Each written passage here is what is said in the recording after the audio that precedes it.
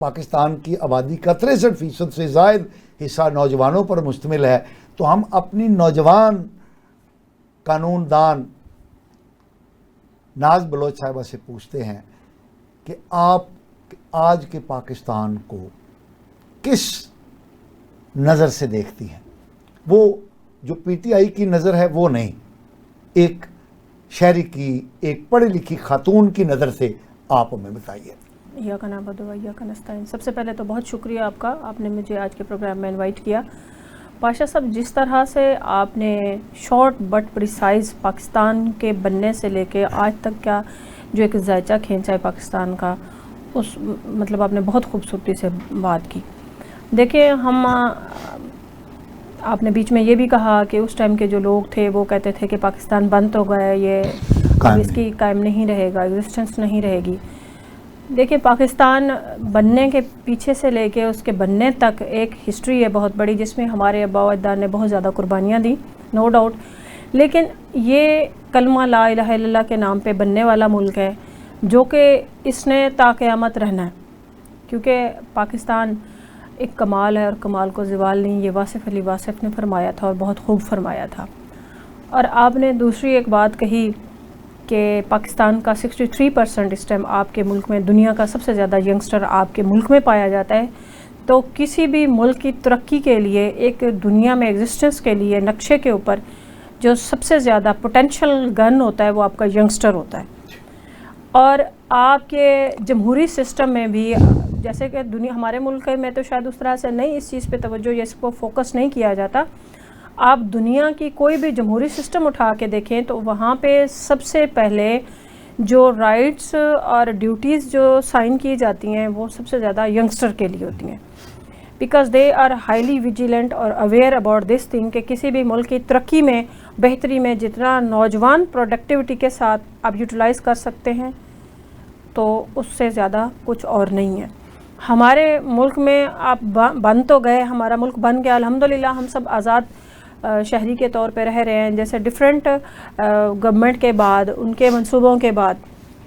میں یہاں پہ ایک بات کہتی ہوں، جو آج کل کے حالات ہیں، آپ آل آسپیکٹ آف لائف پاکستان کے سب کارنرز جو بھی ہیں، آپ کے بزرگ شہری ہیں، بچے ہیں، تمام آل سیکٹرز جو ہیں۔ بزرگ شہری شمراد آپ کا میاں لیاقت صاحب؟ جی، میں اوور آل بات کر رہی ہوں، مطلب میں بھی ان میں شامل ہوں۔ دیکھیں، اس میں جہاں آپ ینگسٹر کی بات کریں تو وہاں صاف ظاہر ہے آپ نے سینئر سٹیزن کی بھی بات کرنی ہوتی ہے۔ جتنی یہ دونوں میں کہتی ہوں پیرلر چیزیں ہیں، جہاں اپنے آنے والے مستقبل کو سیکیور کرنا ہوتا ہے، وہاں اپنے پاسٹ کو اپنے پریزنٹ کے ساتھ فیوچر کے لیے بھی پروڈکٹیو بنانا ہوتا ہے۔ اس کے بعد اب دیکھیں ایجوکیشن، اور آپ جس میں اسٹیبلٹی ہوتی ہے آپ کے ینگسٹر کی، جابز پیدا کرنا، اس چیزوں میں نا ہم کمپیریٹیولی ہمارا ملک یا ہمارا سسٹم جو ہے وہ اس طرح سے ایفیکٹیولی کام نہیں کر رہا، جو کہ ہمارے ملک کی ترقی کے لیے اس چیز پہ فوکسڈ ہونا چاہیے آنے والی ہر گورنمنٹ کو، وہ چاہے کوئی بھی ہوئے۔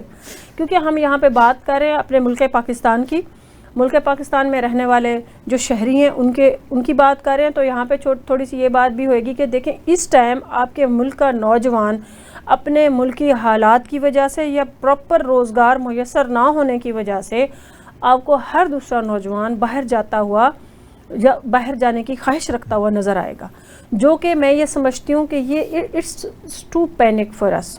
ہمیں اس پہ سوچنا چاہیے، کیونکہ آپ کے ملک کا وہ ایک پوٹینشل پرسن جو آپ اس کو ایز اے برائٹ اور رائٹ وے میں ایک ایز اے ویپن یوز کر سکتے ہیں۔ آپ کا ینگ گن اگر باہر جانے کو تیار ہے تو آپ کا بزرگ بھی جو باشندہ ہے یا شہری ہے وہ بھی پریشان ہے۔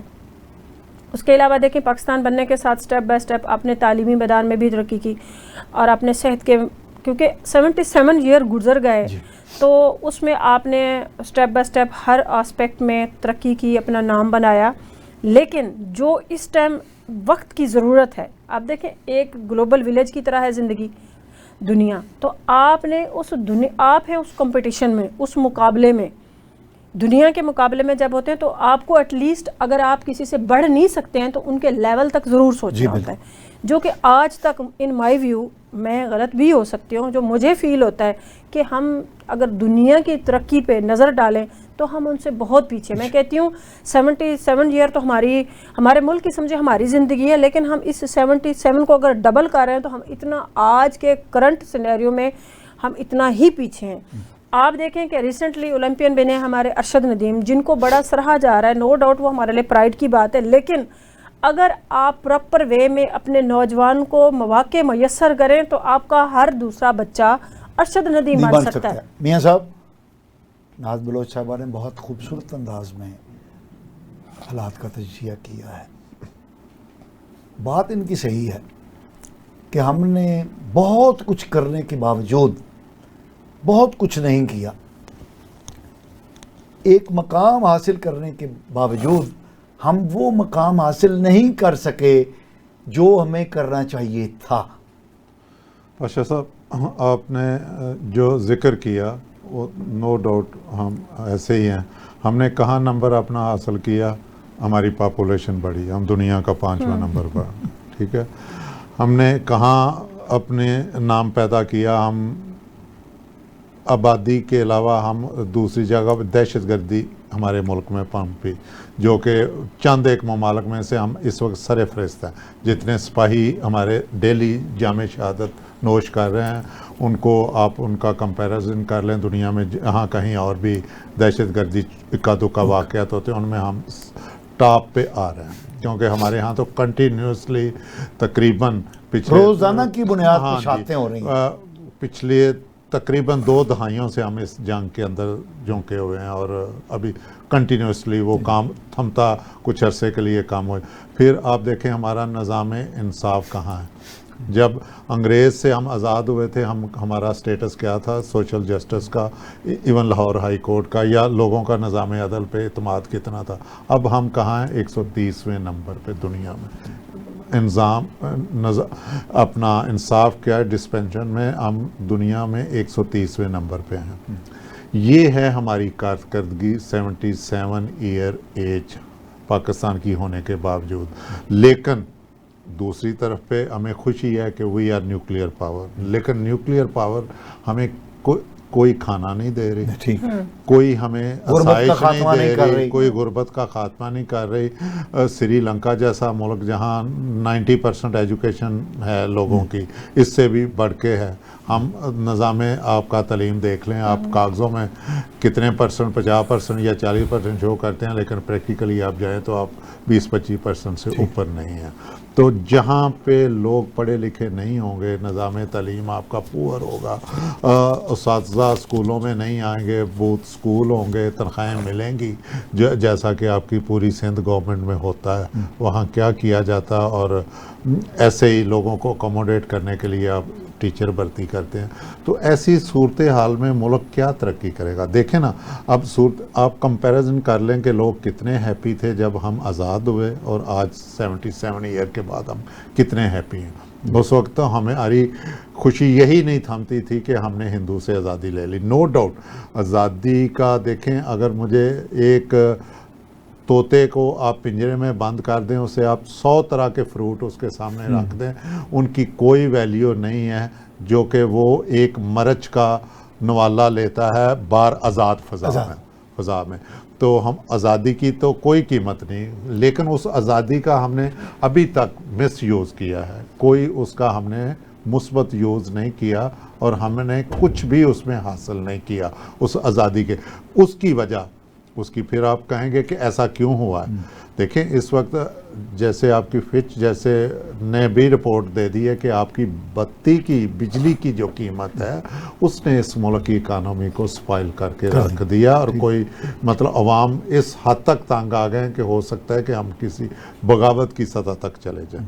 جب لوگوں کے روزگار اور دیکھیں ہم آزادی 77 ایئر ہمیں آزادی میں ہو گئے، اور آزادی لینے کے بعد ہم آج اس سٹیج پہ آئے ہیں کہ ہم بغاوت کرنے پہ اترے ہوئے ہیں. کیوں؟ اس کی وجہ ہے کہ آپ نے ہمارے قابل برداشت کر دیا. آپ نے ہمیں اس سطح پہ لے گئے ہیں کہ ہم آپ کے گورنمنٹ اور ریاست کے گلے پڑ جائیں. دیکھیں نا اس کا مطلب یہی ہوتا ہے جب آدمی بجلی کے لیے، بلوں کے لیے، کھانے کے لیے، علاج کے لیے، اسکول کی سہولتیں نہیں ملیں گی تو وہ اس آزادی کو پھر ہم نے کیا کرنا. دیکھو ابھی آپ نے لوگوں کو کہتے ہوئے سنا ہوگا ہم نے آزادی کو چاٹنا جی ہمیں روٹی. اسٹیج پہ آ گئے ہیں. آپ کا نوجوان کیوں جا رہا ہے یو کے، یورپ، امریکہ، کینیڈا؟ ادھر اپرچونٹیز نہیں ہے. اپرچونٹی نہیں ہے، وہاں انگریز کی غلامی ہے نا، ملک تو ان کا ہے، لیکن وہاں آپ کو باقی ساری آسائشیں. دیکھیں لوگوں کو آسائشیں ملنی چاہیے، لوگوں کو سہولیات ملنی چاہیے، زندگی اچھی گزارنے چاہیے. لہٰذا ہمارے ملک نے آزادی تو ہم نے حاصل کر لی، لیکن آزادی کا وہ کہتے ہیں نا کچھ چیزیں بولنے کی، لکھنے کی آپ کو آزادی ہونی چاہیے لیکن ود ان لمٹس. اسی طرح. اچھا میڈم ایک بات بتائیے، یہ جماعت اسلامی نے جو دھرنا دیا تھا اس سے آپ نہیں سمجھتی کہ ایک پریشر بلڈ ہوا تھا واقعی، جس سے مجبور ہو کے گورنمنٹ نے کہا کہ کچھ ریلیف دیتے ہیں؟ اس نے کوئی اثر ڈالا ہے؟ سر دیکھیں کوئی بھی ایجیٹیشن ہوتی ہے، کوئی بھی پروسیس مطلب اس طرح کا پروٹیسٹ ہوتا ہے یا جو بھی اس لیول تک جو مطلب پورے پاکستان لیول تک تھا وہ، تو اس کے آؤٹ پٹس سے آؤٹ کم تو ہوتے ہیں، ہونے بھی چاہیے. اور میں یہ سمجھتی ہوں جماعت اسلامی واحد وہ ایسی جماعت ہے جنہوں نے، کیونکہ میرا بیسکلی جو تعلق ہے وہ ساؤتھ پنجاب سے ہے. میں نے دیکھا کہ ہمارا جو ایریا ڈسٹرکٹ راجن پورہ میرا ڈسٹرکٹ، تو وہاں پہ ہم نے یہ دیکھا کہ جب یہ ریسنٹ پچھلے دنوں جو فلڈ آیا تھا اس کی تباہ کاریاں، تو سب سے زیادہ افیکٹو جو ڈسٹرکٹ تھا وہ راجن پوری تھا. اور وہاں پہ ایفیکٹیولی جس جماعت نے ایز اے والنٹیئرلی اب رضاکارانہ طور پہ جس نے کام کیا وہ واحد جماعت اسلامی تھی. اور میں نے دیکھا کہ انہوں نے ایک ایک دروازے پہ جا کے راشن سے لے کے میڈیکل کی جو سہولیات تھیں وہ پہنچائی ہیں. اور میں اس کو میں ہٹ کے ہر پارٹی سے ان کی انسانیت خدمت کی اس جو مہم کو نا سلوٹ کرتی ہوں اور اپریشیٹ کرتی ہوں. اور نہ کہ یہاں بیٹھ کے میں نے کئی جگہوں پہ اس چیز کا تذکرہ کیا ہے، تو کیوں نہ تو ہماری گورنمنٹ اگر آپ کو کچھ ریلیف دے رہی ہے تو احسان نہیں کر رہی، پلے سے اس کا فرض ہے سر. وہ دوسری بات وہ پلے سے نہیں دے رہی آپ کو، انہوں نے پہلے آلریڈی آپ کے اوپر وہ چیزیں امپوز کی ہوئی ہیں، آپ کو اسی میں سے وہ ریلیف دے رہے ہیں.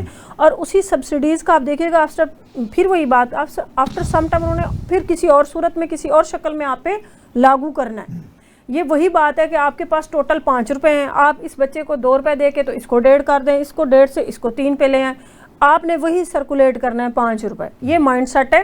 جبکہ یہاں پہ میں یہ سمجھتی ہوں جو پروڈکٹیوٹی جس سے ہونی تھی یا جس سے ہمیں بینیفٹس زیادہ ہونے تھے وہ ایک چیز تھی کہ جو آپ نے parliamentarian MP MLAs اور منسٹریز جو منسٹرز ہیں ان لوگوں کو جو آپ نے فری یونٹس دیے ہوئے ہیں ان کو آپ وہ کیوں نہیں ختم کرتے ہیں؟ وہ کیوں نہیں؟ جبکہ وہ ایسے کون سے تیر مار رہے ہیں کہ وہ کوئی قانون سے یا انسانیت سے بالا تر ہے؟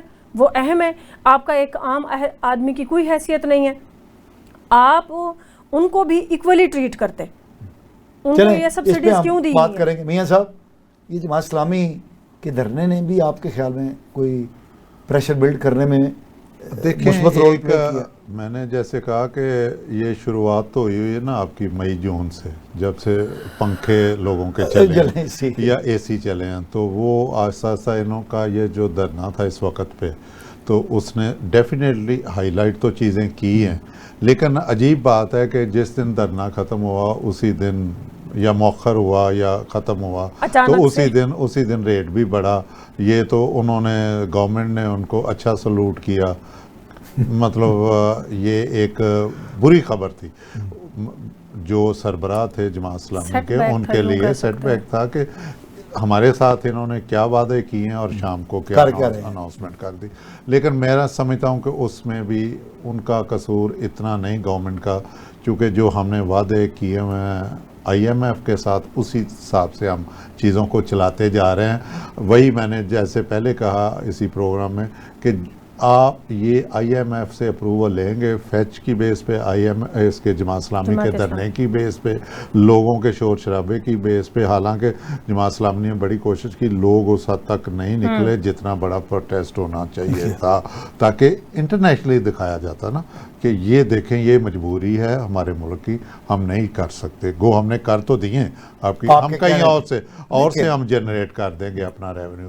لیکن سب سے بڑھ کر پاشا صاحب गुड गवर्नेंस बहुत ज़रूरी है। जैसे आपने बताया कि 500 अरब रुपए की हाँ बत्ती जी, चोरी होती है। आपके अगर बत्ती वाला आपका मीटर रीडर अभी तक कुछ 1-2 साल अभी तो नहीं है, हमारे आम लाहौर जैसे शहर में लोग अवेलेबल थे जो आपके इलाकों में जाते थे, मीटर रीडर टाइप से मिले होते थे, बताएं जी आप 10,000 फिक्स देते थे, आप तार जितना मर्जी चलाएं, मीटर को चलाएं। अभी भी ये माफिया लाहौर में भी है, लाहौर से बाहर Exist करता हर है, शहरों में है, और कुछ दूर दराज इलाकों में या छोटे शहरों में तो चौधरियों का ये हाल है कि कोई उनकी शिकायत भी नहीं करता, नहीं, जरूरत नहीं होती कि ये डायरेक्ट उन्होंने कुंडी डाली होती है मेन लाइन के ऊपर। अच्छा मियां साहब, तो वहाँ पे आपकी good governance in sense of वापडा, LESCO या जो भी है इस अदारे मुतालिक कंट्रोल करते हैं वहाँ पे आनी चाहिए।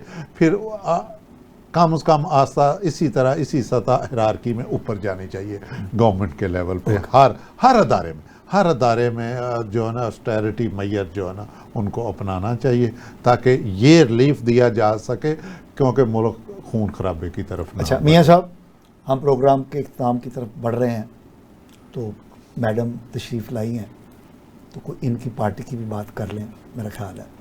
तो बात यह है कि पूरे पाकिस्तान की लार्जेस्ट पार्टी है सर, सिर्फ जी मेरी जी नहीं जी है। मैं इसीलिए स्पेशली आपका जो यंग, आपका जो इस वक्त का नौजवान तबका है ना, उसकी पार्टी है। ठीक है। अच्छा मियां साहब, इनकी जमात का जो अब्बा जी थे वो तो फौत हो गए, जनरल साहब को गिरफ्तार कर लिया गया है, फैज़ मीर साहब को, और गिरफ्तारी तो उनकी वो चोरी के केस में हुई है, सुप्रीम कोर्ट के हुक्म पर हुई है। वो कौन सी थी? टॉप सिटी केस के अंदर। लेकिन उन पर बहुत सारी और चीज़ें भी हैं जिसमें पीटीआई की सरपरस्ती गैर कानूनी तौर पे करना भी शामिल है। आप क्या समझते हैं कि उनकी गिरफ्तारी से पीटीआई जो ऑलरेडी ज़ेर ताब है वो भी फौत तो नहीं हो जाएगी? अल्लाह ना करे। वैसे सरंगस तो वो मुर्दा ही लग रही है, क्योंकि अब तक वो पहले भी कौन सा वो बेचारे पीटीआई वाले कोई उनका मतलब ज़ेर ताब हैं बहुत ज़्यादा। वो तो एक अगर वो भी इल्ज़ाम है, अभी तो देखें इंक्वायरी है, देखें कहते तो कुछ और है ना, वो तो ख्वाजा आसिफ मुख्तलिफ बातें कर रहा है ना अपने लेवल पे। वो जब को प्रूफ देगा किसी कोड ऑफ लॉ में जाएगा तो फिर वो चीज़ें साबित होंगी। कहने वाले तो ये भी कहते हैं कि ये कभी पाकिस्तान की हिस्ट्री में हुआ नहीं कि ISI का इतना सरबराह किसी को आपने गिरफ्तार किया जाए, हिरासत में लिया जाए। ये ताने बाने कहीं और भी जाते हैं, मैं वो ताने बाने हैं मतलब अमेरिका की तरफ, वो इनको अपनी नाकामी का जो ना बड़ा सबसे बड़ा मोहरा समझते हैं जनरल फैज़ हमीद को, कि जिस तरह मेरे रसवा करके अफगानिस्तान से निकाला वो चाय का कप जो पिया ये था। मैं आपको बता दूं, आज तक ये पाकिस्तान की हिस्ट्री है कि कभी इस तरह ना गिरफ्तार किया गया, ना ही इतने स्कैंडल हैं, इतना बड़ा सियासी आपकी जमात, आपके जर्नैल या आपके लोग डे वन से इन्वॉल्व नहीं। आपका ISI विंग जो है पॉलिटिकल विंग है, तो वो तो ऐसी चीज़ें मैनेज करता रहता ना, कौन सी पार्टी आई, किसको चलाना है, कौन अच्छा काम कर रहा है, कौन बुरा कर रहा है, ये अलग बहस है कि उनकी सोच अपनी गलत हो सकती है कि अच्छा कौन है या बुरा कर रहा। हालांकि डेमोक्रेटिक सिस्टम में तो वही होता है, जिसे लोग वोट दें वो अच्छा है, जिसे ना दें वो बुरा है। तो उस प्रोसेस को आप चलने दें। ये हमारी मुक़्तदरा की भी कह ले गलती है, नाकामी है कि वो इस रूल को जो इंटरनेशनली एक्सेप्टेड है उसको फॉलो नहीं कर रहे। बाकी रह गया फैज़ हमीद का, चूँकि इतने बड़े ओहदे पे वो रहे हैं, इतना बड़े सेटअप ने या हमारे जो सिटिंग अदारे हैं उन्होंने उसको अपनी तहवील में लिया है, तो इंक्वायरी आएगी तो सामने आ जाएगा इन्होंने क्या किया है। लेकिन इतनी हमारी भी अकल काम करती है कि आज तक हर ISI का तो यही काम रहा है ना, मतलब एक तो इंटेलिजेंस एजेंसियाँ हैं लेकिन वो मुल्की हालात व वाक़यात पर भी नज़र रखते हैं, मुल्क के में गवर्नमेंट किन की है, क्या कर रहे हैं। तो उस हवाले से उनकी हमदर्दियाँ या उनकी कह लें कि किसी की तरफ नापसंदगी की निगाह भी हर मतलब अदारे के हेड की होती है। उसकी बेस पे पकड़ा जाना या टॉप सिटी का बहाना बना के उनको अपनी तहवील में लेना, ابھی ہمیں بڑا باعث قیاس لگتا ہے، لیکن وقت آنے پہ انکوائری ثابت کرے گی کہ انہوں نے سچ کیا ہے، سچ کیا جھوٹ کیا. اور موسٹلی کبھی ہماری انکوائریاں وقت پہ نہیں ہوتی، ہمیشہ ہمیں تاریخ ہی بتاتی ہے تب یہ ہوا. اچھا میرا سوال مختصر جواب وہی ہے کہ پی ٹی آئی پر اثر پڑے گا اس گرفتاری کا؟ یقیناً پڑے گا، کیونکہ ان کا ہو یا نہ ہو، دیکھیں مجھے اس چیز کا ہمارے پاس کوئی ایسے شواہد نہیں ہے کہ ان کا کس حد تک ریلیشن تھا یا کیا چاہتے تھے، لیکن جس طرح خواجہ صاحب بیان دے رہا ہے تو یقیناً اگر ان کی ہمدردیاں تھیں تو وہ ڈیفینیٹلی پڑے گا، وہ فردر انڈر پریشر میں. میڈم سے نہ پوچھیں، ہاں میڈم کو تو پتا ہوگا. بالکل بالکل. جی میڈم، یہ سر جی سر آپ یہ فیض حمید صاحب کی گرفتاری جو ہے اس سے نہیں لگتا کہ آپ کی جماعت جو ہے اس پہ کچھ منفی اثرات مرتب ہوں گے؟ سر ان کا کیونکہ وہ تو آپ کے بڑے سپورٹر تھے نا بطور آئی ایس آئی بھی، اور آپ کے جو پارٹی چیف ہیں عمران خان صاحب وہ انہیں آرمی چیف بھی بنانا چاہتے تھے. سر دیکھیں جیسے میاں لیاقت صاحب نے ایک بات کہی کہ اس سب کے پیچھے ایک انٹرنیشنل ہاتھ ہے، اور بات وہاں سے شروع ہوتی ہے جب ایبسولوٹلی نوٹ کہا جاتا ہے. اب اس ٹائم آپ نے بات کی جنرل فیض حمید صاحب کی، ان کا کورٹ مارشل، وہ دیکھیں وہ کورٹ کا جو آرمی کورٹس ہیں یا آرمی کا ایک اپنا سسٹم ہے، اس کے مطابق اگر ہسٹری میں نہیں ہوا تو اگر وہ کر رہے ہیں تو ان کو as per their rules and regulation اس کو ریگولیٹ کرنا چاہیے. لیکن اس کے پیچھے پس منظر یہ دیکھ لیں، میں یہاں پہ یہ بات کروں جیسے کہ آپ نے specifically party P T I کی بات کی. دیکھیں اب ہمارے بہت سے ایسے ینگسٹر لائر بھی ہیں، ہمارے کولیگز بھی ہیں، ان کو دے آر بیہائنڈ دا بار، اور جبکہ یہ ان کا بھی آرمی ٹرائل کی کوشش کی جا رہی ہے، جبکہ اس میں ہم لوگ کورٹ میں بھی گئے ہوئے ہیں، لیکن وہ بھی آرٹیکل 51 کی وائلیشن کی گئی ہوئی ہے. اب سویلین کو آپ آرمی ٹرائل میں ٹریٹ نہیں کر سکتے ہیں. دوسرا دیکھیں آپ کہہ رہے ہیں جی خان صاحب بھی جیل میں ہیں، جنرل حمید صاحب بھی، اگر فیض حمید صاحب بھی جائیں گے تو اس ٹائم مجھے بتائیں کہ یہاں پہ کون سی ایسی چیز ہے جو نہیں ہو سکتی ہمارے ملک میں. چاہے chairman P T I Imran Khan صاحب بیہائنڈ دا بار ہیں تو سر وہ بھی سارے فیک فریولس اور بوگس کیسز میں ہی ہیں. دوسری بات دیکھیں جماعت اسلامی نے جب کال کی تھی دھرنے کی، اور میاں لیاقت صاحب سب کہہ رہے تھے کہ وہ سکسیسفل اس طرح سے نہیں ہوا as per the expectation of people, جیسے سوچ رہے تھے لوگ. اس کے پیچھے بھی ایک بات ہے، دیکھیں جیسے ہی جماعت اسلامی کا دھرنا کال ہوتا ہے اسی کے ساتھ ہی پیرلر 2 دن پہلے پی ٹی آئی نے بھی کال کی ہوئی تھی اسی طرح کی. اب ہمارے پنجاب گورنمنٹ نے دفعہ 144 نافذ کر دی پی ٹی آئی کی طرف. جی ان کو دیکھیں ان کو خوف ہی پی ٹی آئی سے ہے.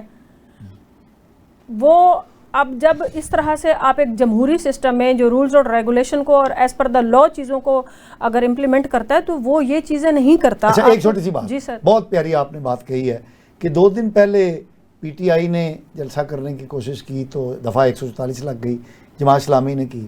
اچھا ناظرین جانتے ہی ہوں گے پی ٹی آئی کا جلسہ اور جماعت اسلامی کا جلسہ یہ 2 بالکل الگ الگ چیزیں ہیں. پی ٹی آئی کا جلسہ ہوتا ہے تو اس میں دشنام ترازی، گالم گلوچ، مار دھاڑ ہوتی ہے، جبکہ جماعت اسلامی. آپ کی طرف سے یہ میں کاؤنٹر کوسچن ایکسپیکٹ کر رہی تھی، میں آپ مجھے کنٹینیو رکھنے دیں، میں نے اسی بات پہ آنا تھا.